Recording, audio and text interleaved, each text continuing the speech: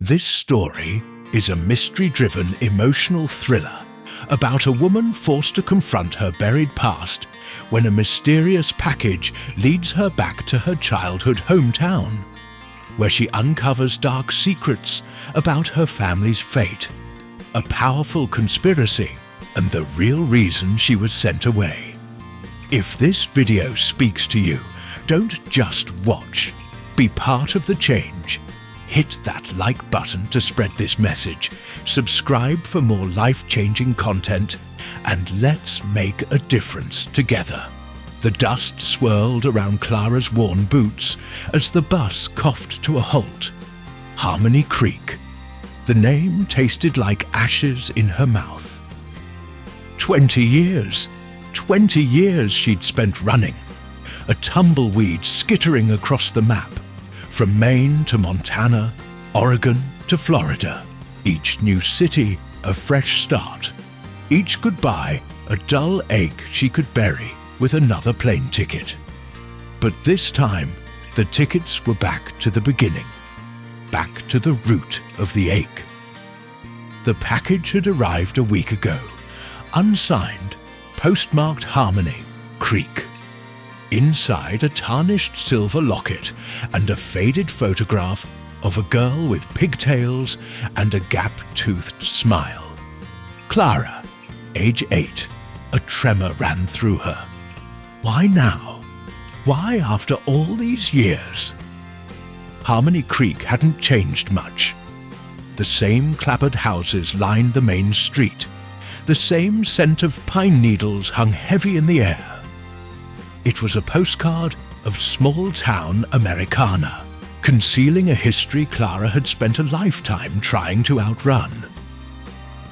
Her childhood home, a pale blue Victorian with a peeling porch, stood at the edge of town, swallowed by encroaching woods.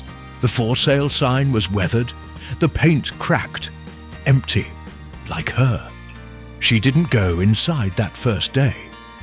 Instead, she found the only familiar face she could remember, Mrs. Gable, owner of the Harmony Creek Diner. The woman's eyes, magnified by thick glasses, widened in recognition. "Clara? Clara Davids, is that you?" Her voice was a rusty hinge, creaking with disuse. Clara managed a weak smile. "Hello, Mrs. Gable." Over lukewarm coffee and a soggy slice of apple pie, Clara cautiously inquired about her past. Mrs. Gable, a haute font of small-town gossip, filled in the blanks. Blanks Clara had deliberately left empty. Her father, a carpenter, died in a logging accident. Her mother, unable to cope with the grief and the mounting bills, succumbed to a quiet despair, leaving Clara an orphan at 10. She was shuffled between foster homes, each more impersonal than the last, until she finally aged out of the system and took flight. The locket, Mrs. Gable recalled, belonged to Clara's mother. She never took it off, she said, her voice softening. Said it was a connection to her own mother, who passed young too. That night, Clara broke into her old house. The air inside was thick with dust and the ghosts of memories she tried to bury. Moonlight filtered through the grimy windows, illuminating faded wallpaper and bare floorboards. She found a box in the attic, hidden under a pile of tattered quilts. Inside letters. Letters addressed to her, written in her mother's elegant script. Letters postmarked after her death. Confusion warred with a dawning horror. She began to read. Her mother wrote about her love for Clara, her hopes for her future, her fears of leaving her alone. But the later letters, they were frantic, filled with paranoia and delusions of someone watching them, someone who wanted to take Clara away. The final letter, dated just days before her death, was barely legible, scrawled in a shaky hand. They know about you. I have to protect you. I'm so sorry, my darling. I have to keep you safe." Clara sank to the floor, reeling. What had her mother been talking about? Who was they? Was her mother's despair more than just grief? Was it fear? The next few days were a whirlwind of research. She delved into old town records, newspaper archives, anything that could shed light on her mother's words. The more she dug, the more tangled the web became. Whispers of a land dispute, a powerful family, a string of unexplained accidents. Uday discovered that her father's logging accident had been ruled suspicious at the time, though the investigation was quickly dropped.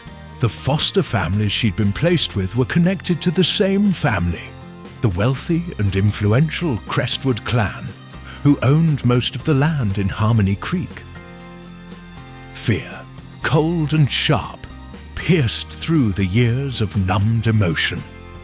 Was this what her mother had been protecting her from? Was this why she'd been sent away?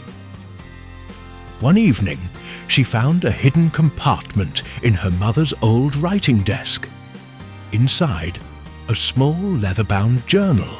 It was filled with her mother's meticulous notes on her own family history, tracing their lineage back generations. And on the last page, a single chilling sentence: "The Crestwoods took our land, and they want our bloodline." Clara understood then. The Crestwoods wanted something. They wanted her, and they'd been watching her, manipulating her life all these years. She packed her bag, the familiar urge to run clawing at her. It would be so easy to disappear again, to start over somewhere new. But as she held the locket in her hand, she realized she couldn't run anymore. Not from the past, not from the truth, not from herself. She wasn't just running away from pain, she was running away from justice, from her parents, from the little girl in the photograph who deserved to know why her life had been stolen. She closed the journal, a steely resolve hardening in her eyes. Harmony Creek had been her prison, but now it was her battlefield. She had spent her life escaping, but now she would stand her ground. She would find out what the Crestwoods wanted, and she would make them pay.